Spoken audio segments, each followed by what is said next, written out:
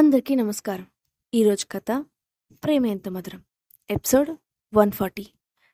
ఆ రాత్రి ఏం జరిగింది? ఇక స్టోరీలోకి వెళ్తే, స్నేహ విషయంలో జరిగిన దానికి కారణం దాత్రి అనే నిజాన్ని కనిపెట్టాడు అరుణ్. కానీ దాత్రి అతని దగ్గరికి వచ్చి అతని చేతులు పట్టుకొని బ్రతిమాలుతూ ఈ విషయాన్ని అక్షత చెప్పొద్దని వేడుకుంటోంది. దాంతో అరుణ్ ఎటూ తేల్చుకోలేని డైనమాలో పడిపోయాడు. అతని పరిస్థితి చూసి దాత్రి అతన్ని ఇంకొంచెం మెరకాటంలో పెడుతూ ఏడుపు ముఖం పెట్టి, అరుణ్, ఈ విషయాన్ని నువ్వు ఎట్టి పరిస్థితుల్లోనూ అక్షయ్కి చెప్పవని నాకు మాటివ్వు. ఇది నేను నిన్ను వేడుకుంటున్నాననుకో, ప్లీజ్ అని అంది. అయినా అరుణ్ మౌనంగానే ఉండటంతో ఆమె మళ్ళీ మాట్లాడుతూ, అరుణ్, నువ్వు ఈ పని చేయాలంటే నీకు ఏం కావాలంటే చెప్పు. నువ్వు ఏం కావాలంటే అది ఇస్తాను. నా దగ్గర ఉన్నది ఏదైనా సరే నువ్వు అడుగు. కానీ ఈ విషయం మాత్రం అక్షయ్కి తెలియకూడదు. తెలిస్తే అతను నన్ను చంపేస్తాడు. అది నువ్వు చూడగలవా? చెప్పరుణ్, చెప్పు అంటూ అతన్ని ఎమోషనల్ బ్లాక్మెయిల్ చేసింది. అరుణ్ ఆమె వైపు నిస్సహాయంగా చూసి విరక్తగా నవ్వి ఆమె చేతి నుండి తన షర్టును విడిపించుకుంటూ, దాత్రి, నేను నీకు ఇప్పుడే మాటివ్వలేను. ఇందులో చాలా విషయాలు కలిసి ఉన్నాయి అని చెప్తూ ఆమె చేతిని విడిపించుకొని టేబుల్పై ఉన్న వైన్ గ్లాస్ తీసుకొని గడగడ తాగేశాడు. దాత్రి మౌనంగా కూర్చొని అతన్ని చూస్తోంది. తన గురించి నిజాలన్నీ అరుణ్కి తెలిసాయని తెలియగానే ఆమె అతన్ని బెదిరించి లొంగదీసుకోవాలనుకుంది. కానీ అరుణ్ బ్యాక్గ్రౌండ్ తన బ్యాక్గ్రౌండ్ కన్నా చాలా పెద్దదని ఆమెకు తెలుసు. అందుకే అతన్ని బెదిరించే ధైర్యం చేయలేదు. కేవలం అతన్ని ఎమోషనల్గానే డీల్ చేయాలని నిర్ణయించుకుంది. అరుణ్ తనపై మొదటి నుంచి ఇంట్రెస్ట్గా ఉన్నాడని అతని మాటల ద్వారా చేతల ద్వారా తెలుసుకున్న దాత్రి అతన్ని తప్పకుండా కంట్రోల్ చేయగలనని అనుకుంది. అరుణ్ ఏం మాట్లాడకుండా మళ్ళీ గ్లాస్లో వైన్ నింపుకొని తాగుతూనే ఉన్నాడు. మరోవైపు దాత్రి మనసులో తన ఆలోచనలు సుడులు తిరుగుతూనే ఉన్నాయి. ముందు అరుణ్ని లైన్లో పెడితే అతను తన ప్లాన్కి అడ్డు రాకుండా ఉంటాడు. దాంతో ఆ తర్వాత అక్షయ్ గురించి ఆమె నెక్స్ట్ స్టెప్ తీసుకోవాలనుకుంది. దాంతో దాత్రి అరుణ్ వైపు సూటిగా చూసింది. అతను ఏం మాట్లాడకుండా వైన్ తాగే పనిలో ఉన్నాడు. అది గమనించిన దాత్రి నవ్వుకొని తానే స్వయంగా అతని గ్లాస్ నింపడం మొదలుపెట్టింది. కాసేపటి తర్వాత అరుణ్ పూర్తిగా మత్తులోకి జారుకున్నట్లు అనిపించాడు. దాంతో దాత్రి కన్ఫర్మేషన్ కోసం అతన్ని పలకరిస్తూ అరుణ్ అని మెల్లగా తట్టి లేపడానికి ప్రయత్నించింది. కానీ అరుణ్లో ఎలాంటి స్పందన లేదు. అతను ఫుల్గా తాగి స్పృహ కోల్పోయాడు. దాంతో దాత్రి సంతృప్తిగా నవ్వుకుంది. తర్వాత రోజు మత్తుగా ఉన్న అరుణ్ బెడ్ పైకి మేల్కొన్నాడు. తలంతా భారంగా అనిపించడంతో తలపై చేతులు పెట్టుకొని కణతల్ని నొక్కుంటూ మెల్లగా కళ్ళు తెచ్చాడు.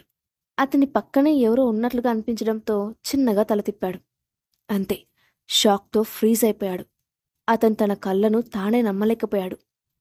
తను చూస్తుంది కళా నిజమా అని అతనికి అర్థం కాలేదు.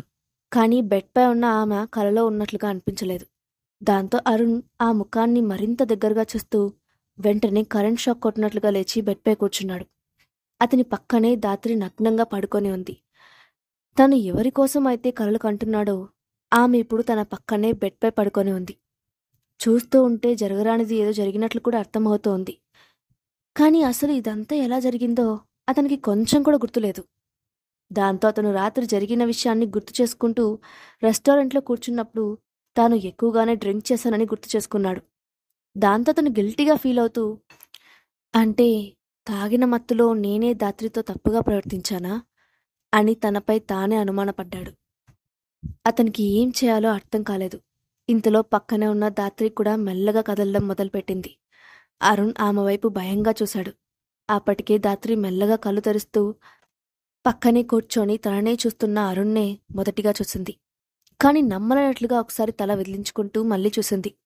దాంతో తన పక్కన నిజంగానే అరుణ్ ఉన్నాడని నిర్ధారించుకొని ఒక్కసారిగా కెవ్వుమంటూ పెద్దగా అరిచింది. ఆమె అరుపులతో అరుణ్ విల్లా దద్దరిల్లిపోయింది. దాంతో అతను భయపడిపోతూ ఆమె నోటిని గట్టిగా మూసి, దాత్రి ప్లీజ్ అరవకు, నా వల్ల ఏదైనా తప్పు జరిగి ఉంటే ఒకసారి మనం కూర్చొని మాట్లాడుకుందాం అని అన్నాడు. ఈలోగా అరుణ్ రూంలో నుంచి అరుపులు వినిపించగానే బయట ఉన్న సర్వెంట్ హడావిడిగా పరిగెత్తుకుంటూ వచ్చి డోర్ తట్టాడు. ఆ శబ్దం వినగానే అరుణ్ దాత్రి ఇద్దరూ ఒకరినొకరు చూసుకున్నారు. ఇక కొంచెం కూడా శబ్దం చేయకుండా మౌనంగా ఉండిపోయారు. దాంతో 2 సార్లు తలుపు కొట్టిన సర్వెంట్ డోర్ ఓపెన్ అవ్వకపోవడంతో తానేమైనా తప్పుగా విన్నాననుకొని అక్కడి నుండి వెళ్ళిపోయాడు. లోపల ఉన్న వాళ్ళిద్దరూ దూరం అవుతున్న అడుగుల చప్పుడు విని తేలికగా ఊపిరి పీల్చుకున్నారు. కాని దాత్రి వెంటనే స్పృహలోకి వస్తూ హడావిడిగా బెడ్షీట్ని లాగి తన చుట్టూ కప్పుకొని భయంగా చూస్తూ, అరుణ్, అసలు ఏం జరిగింది అని ఏడుస్తూ అడిగింది. దానికి అరుణ్ కొంచెం భయపడుతూ, దాత్రి, నన్ను క్షమించు. నేను రాత్రి బాగా తాగి ఉన్నాను. ఏం జరిగిందో ఎలా జరిగిందో నాకు కూడా తెలియదు. కానీ నువ్వు మాత్రం కంగారు పడకు. నేను ఖచ్చితంగా నిన్ను మోసం చేయను. నీకిష్టమైతే నేను నిన్ను పెళ్లి చేసుకోవడానికి రెడీగా ఉన్నాను అని అన్నాడు. ఆ మాటకు దాత్రి చిరాక తల అడ్డంగా ఊపుతూ, నువ్వేం మాట్లాడుతున్నావు? నేనున్న పరిస్థితి ఏంటో నాకే అర్థం కావట్లేదు, కానీ పెళ్లి గురించి మాట్లాడుతున్నావు అంటూ ఇంకొంచెం ఎక్కువగా ఏడవడం మొదలుపెట్టింది. దాంతో అరుణ్ కంగారు పడుతూ, దాత్రి, ఇదంతా నా తప్పే. నేనే నీ పరిస్థితికి కారణం. అందుకే ఇక నుండి నీ రెస్పాన్సిబిలిటీ నేను తీసుకుంటాను అని అంటూ ఆమెను దగ్గరకు తీసుకోవడానికి ప్రయత్నిస్తూ కౌగిలించుకోబోయాడు. కాని దాత్రి వెంటనే దూరంగా జరుగుతూ అతని వైపు కన్నీళ్లతో చూసి, అరుణ్, నీకింకా ఏం కావాలి? నువ్వు నా జీవితాన్ని ఇప్పటికే నాశనం చేశావు. అయినా నేనిప్పుడు ఈ విషయం గురించి ఇంకేం మాట్లాడాలనుకోవడం లేదు. నేను ముందు ఇక్కడి నుంచి వెళ్ళిపోవాలి అంటూ పైకి లేచి నేలపై పడి ఉన్న ఆమె డ్రెస్ తీసుకొని బాత్రూంలోకి వెళ్ళిపోయింది. అరుణ్ ఆమె వెళ్ళిన వైపే చూస్తూ తాను జీవితంలో చాలా పెద్ద తప్పు చేశానని అనుకుంటూ తనలో తానే మదనపడుతూ ఉన్నాడు. మరోవైపు బాత్రూంలోకి వెళ్ళిన దాత్రి ఎంతసేపైనా బయటకు రాకపోవడంతో ఆమె తనను చూసి బయటకు రావడానికి ఇబ్బంది పడుతోందని అనుకున్న అరుణ్ వెంటనే అక్కడి నుండి లేచి బయటకు వెళ్ళిపోయాడు. ఇద్దరి మధ్య జరిగిన విషయం అతనికి కూడా వింతగానే అనిపించడంతో అంతా సర్దుకోవడానికి కొంచెం టైం కావాలని అనుకుంటూ తన స్టడీ రూమ్కి వెళ్ళాడు. దాత్రి ఎప్పుడు వెళ్ళిందో అతను చూడలేదు. కానీ కాసేపటి తర్వాత అతని దగ్గరికి వచ్చిన సర్వెంట్ ఒకరు ఆమె వెళ్ళిపోయిందని చెప్పాడు. అది తెలిసి అతను దీర్ఘంగా నిట్టూర్చాడు. కానీ నిన్నటి హ్యాంగ్ ఓవర్ వల్ల తలంతా భారంగా అనిపించడంతో అక్కడే ఉన్న సోఫాలో వాలిపోయి ఏదో ఆలోచించడం మొదలుపెట్టాడు. జరిగిన దానంతటికీ అసలు కారణం తాను తెలుసుకున్న రహస్యమని అనిపించింది. ఇప్పుడు ఈ విషయం గురించి అక్షయ్కు చెప్పాలా వద్దా అనే నిర్ణయాన్ని అతను మళ్ళీ ఆలోచించుకోవాల్సి ఉంటుందని అతనికి అర్థమైంది. ఇప్పుడు దాత్రితో అతనికి శారీరక సంబంధం కలిసింది. అందుకే దాత్రికి కష్టం కలిగించే పని చేయలేనని అనుకున్నాడు. వెంటనే లేచి వెళ్ళి తాను దాచిపెట్టిన డాక్యుమెంట్ను తీయబోయాడు. కానీ డెస్క్ దగ్గరికి వెళ్ళిన అరుణ్ ఆశ్చర్యపోయాడు. అక్కడ డ్రాలో ఉండాల్సిన ఫైల్స్ అన్నీ చిందరవందరగా పడి ఉన్నాయి. వాటిని ఎప్పుడూ అలా చిందరవందరగా పెట్టడం అరుణ్కి అలవాట్లేదు. దాంతో అతని మనసులో ఏదో అనుమానం వచ్చింది. వెంటనే హడావిడిగా తాను దాచిపెట్టిన డాక్యుమెంట్ కోసం వెతికాడు. తను సేఫ్గా లాక్ చేసి ఉంచిన డాక్యుమెంట్ అక్కడే ఉండడంతో అతను ఊపిరి పీల్చుకున్నాడు. కానీ ఆ రూంలోకి ఎవరొచ్చారో అర్థం కాలేదు. నిజానికి నిన్న ఇంట్లో ఉంది దాత్రి అతను మాత్రమే. కాబట్టి ఆ గదిలోకి వచ్చే అవసరం దాత్రికే ఉంటుందని అతని మనసుకి తెలుస్తూనే ఉంది. కానీ అతను దాన్ని నమ్మనట్లుగా ఆలోచనను పక్కకు నెడుతున్నాడు. ఒక రకంగా తనను తాను మోసం చేసుకుంటూ ఉన్నాడు. ఆ తర్వాత ఏదో నిర్ణయించుకున్నట్లు ఒక్కసారిగా తాను దాచిపెట్టిన డాక్యుమెంట్ని తీసి ముక్కలు ముక్కలుగా చేసి డస్ట్బిన్లో విసిరేశాడు.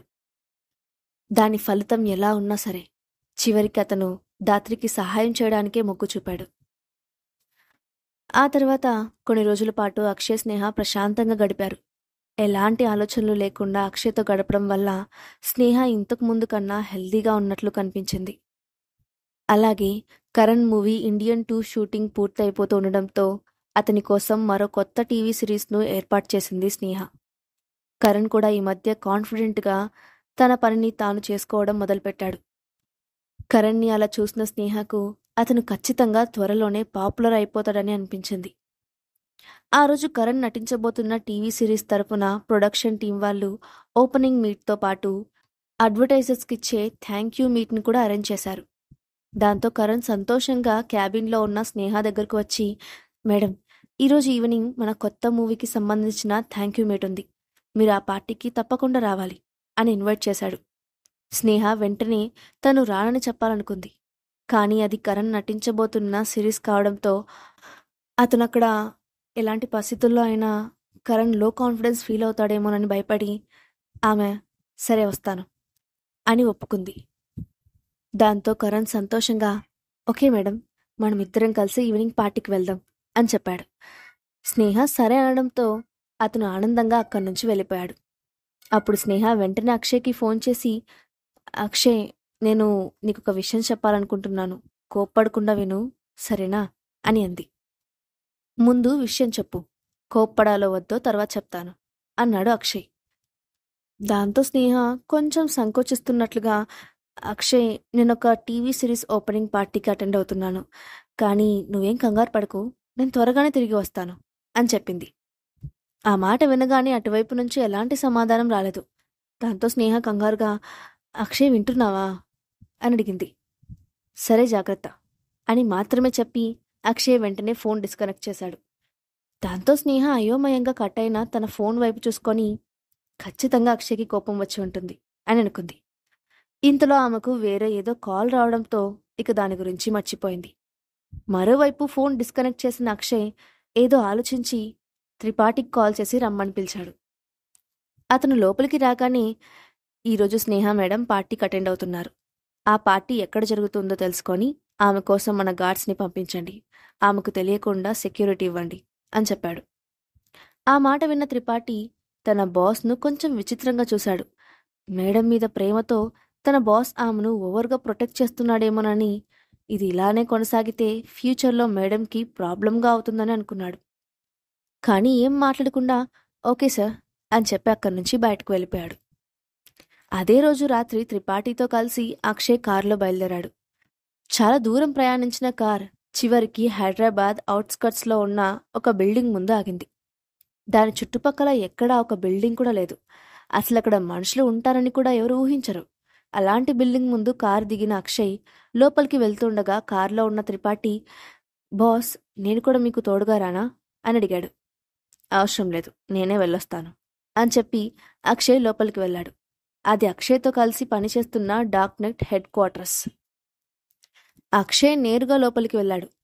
బయటికి ఓల్డ్ బిల్డింగ్లా కనిపిస్తున్న ఆ మ్యాన్షన్ లోపలికి వెళ్ళిన తర్వాత ఫుల్లీ ఆటోమేటిక్ టెక్నాలజీతో వర్క్ చేస్తున్నట్లు కనపడుతోంది. అక్షయ్ నేరుగా డార్క్ రూమ్లోకి వెళ్ళాడు. అక్కడ ఉన్న ఒక వ్యక్తి కంప్యూటర్ ముందు కూర్చొని వర్క్ చేస్తున్నాడు. కానీ అతని ముఖం కూడా చీకట్లోనే ఉంది. స్పష్టంగా అతను ఎవరో తెలుసుకోవడం కష్టం. అతను లోపలికి వస్తున్న అక్షయ్ను చూడగానే హడావిడిగా పైకి లేచి, సార్ మీరిక్కడ అంటూ మధ్యలోనే ఆగిపోయాడు. అక్షయ్ నేరుగా వెళ్ళి అక్కడున్న సోఫాలో కూర్చొని, నేను చెప్పిన విషయం గురించి ఇన్ఫర్మేషన్ ఎలా జరుగుతోంది అని అడిగాడు. దాంతో ఆ వ్యక్తి ఒక క్షణం మౌనంగా ఉండి, సార్, ఇట్స్ మై ఫాల్ట్, నేను ఎలాంటి ఎవిడెన్స్లు కనిపెట్టలేకపోయాను. ఈ సంఘటనకి వెనుక ఉన్నది దాత్రి గ్రూప్కి సంబంధించిన వాళ్ళని మాత్రం క్లియర్గా తెలిసింది, కానీ దానికి సంబంధించిన ఎలాంటి ఎవిడెన్స్ మనకి దొరకలేదు అని చెప్పాడు. ఆ మాట వినగానే అక్షయ్ ముఖం కోపంగా మారిపోయింది. దాంతో అతను ఆవేశంగా, ఎవిడెన్స్ దొరకలేదంటే అర్థం ఏంటి, మరి ఈ డార్క్నెట్ ఇంకెందుకుంది అని అన్నాడు. ఆ మాట వినగానే ఆ వ్యక్తి భయంతో, బాస్, మేము చాలా రోజుల నుంచి ఈ విషయం గురించి వర్క్ చేస్తున్నాము.